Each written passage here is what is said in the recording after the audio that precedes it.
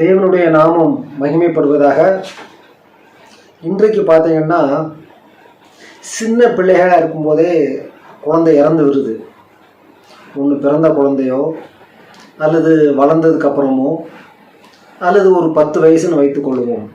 இப்படி 10 வயசுக்குள்ள அந்த குழந்தைகள் அல்லது சிறுவர்கள் இறந்து விட்டால் அவங்க எங்கே போவாங்க? அதாவது ஆத்துமா அழிவில்லாதது. மரணம் என்று சொல்லும் பொழுது சிறுவனாக இருந்தாலும் சரி அல்லது நன்மை தீமை அறியாதவர்களாக இருந்தாலும் சரி, ஆவி ஆத்மா சரீரம், இந்த ஆவியும் ஆத்மாவும் பிரிவதுதான் மரணம். அப்படி ஒரு சிறு குழந்தை மரித்து விட்டால் எங்கே போகும்? அதாவது இந்த உலகத்தில் அநேகர் சொல்வார்கள் சொர்க்கம் நரகம். இது உண்மை. வேதத்தில் பரலோகம் நரகம் என்று சொல்லியிருக்கிறது. இப்படி இறக்கிற அந்த குழந்தைகள் எங்கே போவார்கள்? அநேகருக்கு தெரியாது. கிறிஸ்தவர்கள் தான் பரலோகத்துக்கு போவார்கள்னு சொல்லி ஒரு வேதவசனம் சொல்கிறது. மற்றவர்கள் நரகத்துக்கு போவார்கள் என்று ஒவ்வொருத்தருக்கும் ஒவ்வொரு அபிப்பிராயம். ஆனால் இந்த 10 வயதுக்குள்ள குழந்தை அவன் இந்துவாக இருந்தாலும் சரி, முஸ்லீமாக இருந்தாலும் சரி, கிறிஸ்தவனாக இருந்தாலும் சரி, அல்லது வேறு எந்த மதத்தை உடையவனாக இருந்தாலும் சரி, அந்த குழந்தை பரலோகத்துக்கு தான் போகும்.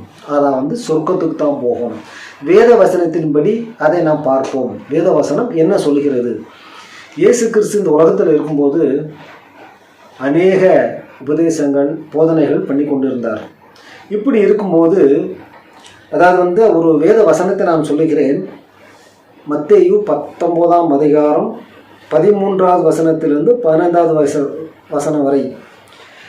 சிறு பிள்ளைகளின் மேல் அவர் கைகளை வைத்து ஜெபம் பண்ண வேண்டும் என்று அவர் விரும்பினார். அப்படி வரும்பொழுது அந்த சிறு பிள்ளைகளுடைய பெற்றோரை அவங்க கூடி இந்த சீஷர்கள் அதட்டினார்கள். வேணாம், கொண்டு வர வேணாம்னு சொல்லி அதட்டினாங்க. அப்போ இயேசு கிறிஸ்து அதுக்கு பதில் என்ன சொன்னார்னா, சிறு பிள்ளைகள் என்னிடத்தில் வருகிறதற்கு இடம் கொடுங்கள், அவர்களை தடை பண்ணாதீர்கள், பரலோக ராஜ்யம் அப்படிப்பட்டவர்களுடையது என்று சொன்னார். பின்பு அந்த குழந்தைகள் வந்தது, அவர்கள் மேல் கைகளை வைத்து பின்பு அவரை விட்டு புறப்பட்டு போனார்கள். இப்போது அந்த குழந்தை ஒரு 10 வயசுக்குள்ளே பார்த்தீங்கன்னா நன்மை தீமை அறியாத வயசாக இருக்கும்.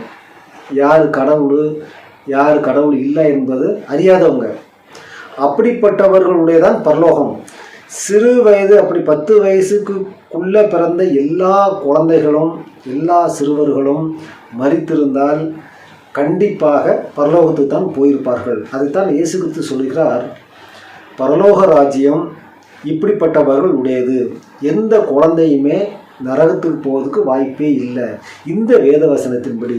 அதனால் நன்மை தீமை அறியாத வயசு வரைக்கும் இருக்கிற எல்லாருமே பரலோகத்துக்கு தான் போயிருப்பாங்க. இதில் சந்தேகமே கிடையாது.